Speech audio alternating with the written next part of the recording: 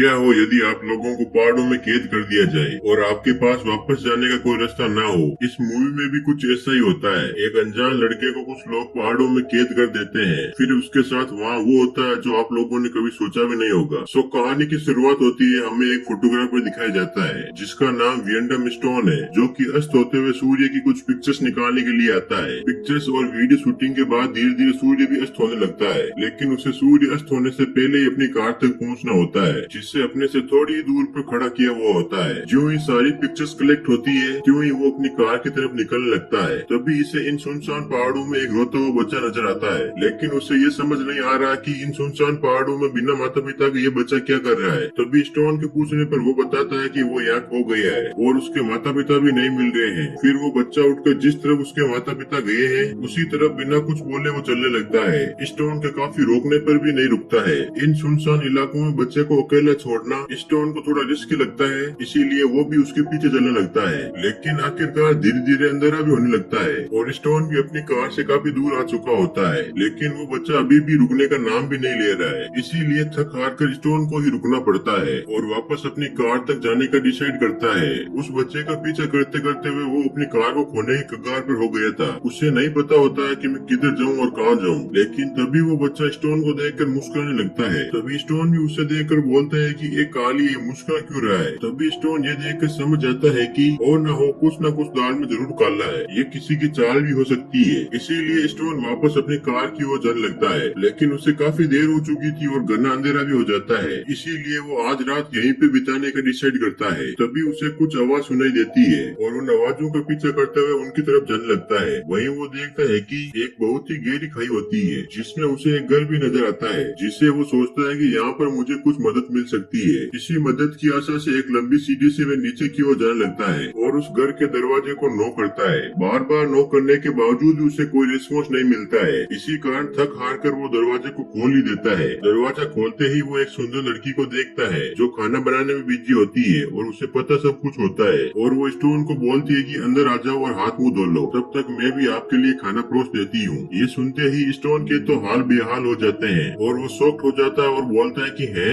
इसे कैसे पता मैं आने वाला हूँ। तभी स्टोन उससे बोलता है कि यहाँ मैं खो गया हूँ, मुझे लगा कि यहाँ मुझे कुछ मदद मिल सकती है, इसीलिए मैं यहाँ आ गया। फिर वो लड़की स्टोन को अपना नाम अलीना बताती है और वो स्टोन को बताती है कि यहाँ मैं अकेली ही रहती हूँ, बिल्कुल तुम्हारी तरह। ये सुनते ही स्टोन एक बार और अचंभित हो जाता है, कहता है कि मेरी माँ, मैं तो अभी अभी यहाँ आया हूँ तो मेरी तरह कैसे हो गई। फिर अलीना उसे खाने के लिए इन्वाइट करती है और उसे भी भूख लगी थी, इसीलिए बिना शर्माए खाने के लिए बैठ जाता है और उसे सारी बातें बताने लगता है कि वे कैसे आया और कैसे यहाँ फंस गया। लेकिन अलीना उसकी बातों में कोई दिलचस्पी नहीं लेती है और अपने खाने को खत्म करने में लग जाती है। फिर वो स्टोन को कहती है कि रात बहुत हो गई है, तुम चाहो तो यहीं सो सकते हो। अब स्टोन के पास कोई दूसरा रास्ता न होने के कारण वो भी यहीं सोने का डिसाइड करता है। उसे पता था कि यहाँ मैं किसी को भी नहीं जानता हूँ, जाऊंगा तो कहाँ जाऊंगा, इसीलिए वो रात यहीं सो जाता है। फिर अगली सुबह अलीना तो सोई हुई थी, तभी स्टोन वहाँ से उठकर जाने लगता है बिना कुछ बताए हुए। लेकिन जब वो घर से बाहर निकलता है तो वो देखता है कि रात में मैं जिस सीढ़ी से नीचे आया था वो अभी कहाँ गई है।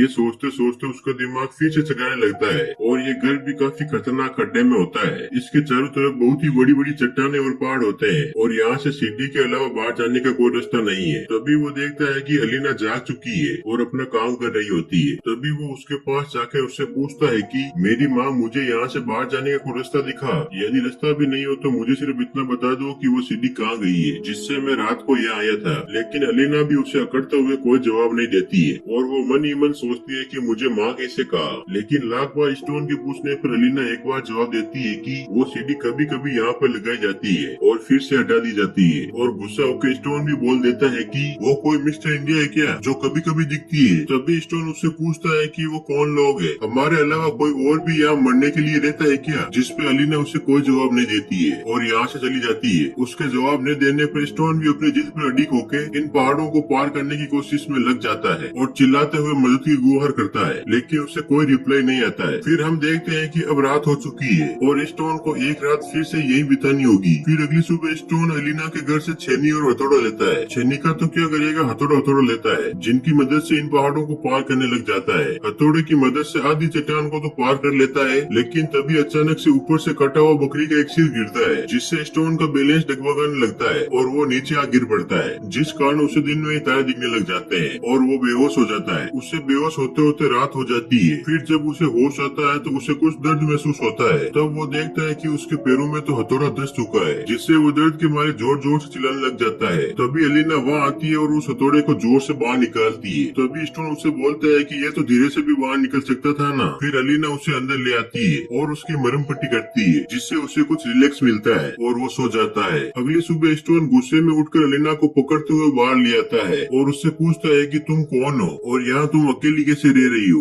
और वो लोग कौन है, तुम लोग मुझसे क्या चाहते हो। फिर भी एलिना उसे मेन पॉइंट नहीं बताते हुए बात को गोल गोल घुमाते हुए ले जाती है। कहती है कि दूर दूर में मैं हूँ जो तुम्हारा ध्यान रख सकती हूँ और तुम्हारी सारी जरूरतें भी पूरी कर सकती हूँ। तब स्टोन कहता है कि वो भी, और एलिना रिप्लाई में कहती है कि हाँ वो भी। तभी स्टोन को फिर से अपनी बात याद आती है और उससे कहता है कि मुझे तो सिर्फ यहाँ से बाहर जाने का रास्ता दिखला दो। इसी दौरान एलिना का मन ललचाने लगता है और उसके करीब आने की कोशिश करती है, पर स्टोन उसे अपने से दूर कर देता है और एलिना भी चिढ़ते हुए अंदर चली जाती है। तभी स्टोन देखता है कि दो लड़के उसे आवाज दे रहे हैं और ये देख के तो स्टोन को अपने वापस जाने के सपने ही आने लगते हैं और उन्हें देख के बहुत खुश होता है। फिर उन्हें रिश्वत देते हुए कहते हैं कि मुझे यहाँ से कैसे भी करके बाहर निकालो, और वो चालाक बनते हुए स्टोन को कहते हैं कि तुम यही रुको, हम रस्सी लेके आते हैं। ये सुनकर तो स्टोन की खुशी का कोई ठिकाना नहीं रहता और उससे बाहर जाने की एक उम्मीद जगती है। फिर कुछ देर बाद एक ब्लैक जैकेट पहने हुए एक लड़का आता है जो कि एक लंबी सी रस्सी नीचे फेंकता है और उससे कहता है कि रस्सी को कमर में कस के बांध लो, जिसे हम तुम्हें ऊपर खींच लेंगे। तभी वो अपनी अलग ही मुस्कुराहट के साथ रस्सी को बांध लेता है और हम देखते हैं कि वहाँ एक नहीं बल्कि काफी सारे लड़के होते हैं जो उसे ऊपर खींच रहे थे। जो स्टोन को आधे रास्ते खींचते हैं, फिर वहीं पे रोक देते हैं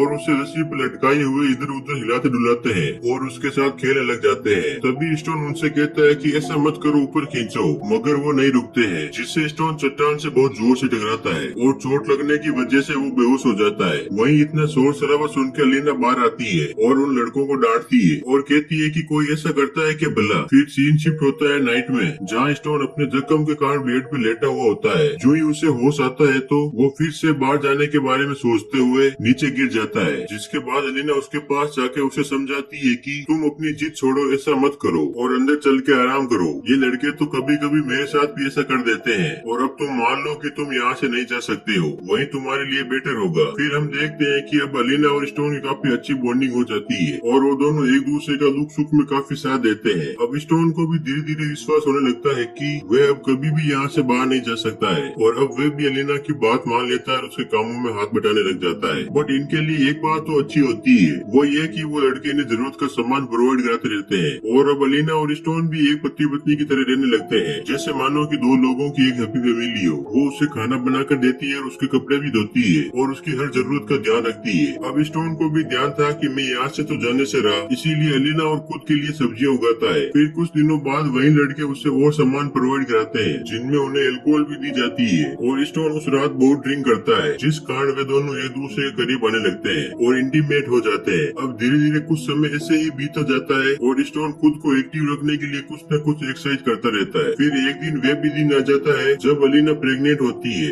और वो ये सब स्टोन को बताती है। ये बात सुनकर स्टोन तुरंत उठ खड़ा होता है और बोलता है कि ऐसा नहीं हो सकता है। तभी एलिना बोलती है कि ऐसा नहीं हो सकता मतलब क्या, इंटीमेट हुए तो ऐसा तो होगा ना। तभी स्टोन उसे कहता है कि ये सब तुम्हारी गलती है, लेकिन एलिना रिप्लाई में कहती है कि इसमें तुम्हारा भी सहयोग था ना, मैंने अकेले ने तो खुद से किया नहीं। इन सब बातों के बाद फिर हम अगले दिन देखते हैं कि वो लड़का फिर से आता है जो उन्हें जरूरत का सामान दिया करता था। वो अपना नाम लिपस बताता है और उससे कहता है कि क्या तुम मुझे पढ़ा सकते हो, क्योंकि मुझे पढ़ने का बहुत शौक है। तो स्टोन कहता है कि हाँ क्यों नहीं, बट यहाँ से तो मैं कैसे पढ़ा सकता हूँ। यदि तुम मुझे यहाँ से बाहर निकालते हो तो मैं तुम्हें खूब पढ़ा लिखा कर बड़ा आदमी बनाऊंगा। तब वो बोलता है कि यदि ये लोग मेरे पास नहीं रहेंगे तो मैं तुम्हें बाहर निकालने की पूरी कोशिश करूंगा। तभी अचानक से एक बड़ा लड़का आ जाता है जिसने उनकी सारी बातें सुन ली थी और वो आके उस बच्चे को लेके चला जाता है। फिर हम अगली सुबह का सीन देखते हैं जब एलिना घर से बाहर आती है तो आते संगी चिल्लाने लग जाती है। तभी उसकी आवाज सुनकर स्टोन भी बाहर आता है तो वो देखता है कि उन बड़े लड़कों ने लिपस को मारकर चट्टान के चारों ओर टांग दिया गया है। ये सब देखकर एलिना पागल सी हो जाती है क्योंकि लिपस एलिना का बेटा था जो उन लोगों ने उससे छीन लिया था। लेकिन स्टोन कुछ समझ नहीं पा रहा था कि आखिर एलिना इस लड़के के लिए इतना क्यों रो रही है। तभी एलिना ये सब कुछ उसे बताती है और एलिना का ये मानना था कि स्टोन की बातचीत के कारण लिपस को मार दिया गया है। ये कहते हुए एलिना एक लकड़ी का बड़ा सा टुकड़ा उठाती है और स्टोन को मारने लग जाती है। इतना मारती रहती है कि जब तक वे बेहोश न हो जाए। फिर हमें 2 महीने बाद का सीन सीन दिखाया जाता है जहाँ अलीना ने स्टोन को मारकर एक बड़े से पिंजरे में कैद किए रखा होता है। इतने वक्त से पिंजरे में कैद रहने के कारण स्टोन का पूरा हुलिया ही चेंज हो जाता है और अलीना अंदर से ही उसे खाना और पानी देती रहती है, जिस कारण वो थोड़ा सा पागल सा हो जाता है, कुछ ऊंची प्रकार की हरकतें करता रहता है। फिर एक दिन एक लड़की उन पहाड़ों के पास आती है और वहाँ से स्टोन को देख लेती है, जो उसे उसकी मदद करने के लिए कहता है। फिर वो लड़की स्टोन की मदद करने के लिए पुलिस को बुलाने जाती है। अब स्टोन को बहुत दिनों बाद एक उम्मीद की किरण नजर आती है। उसके कुछ देर बाद ही स्टोन देखता है कि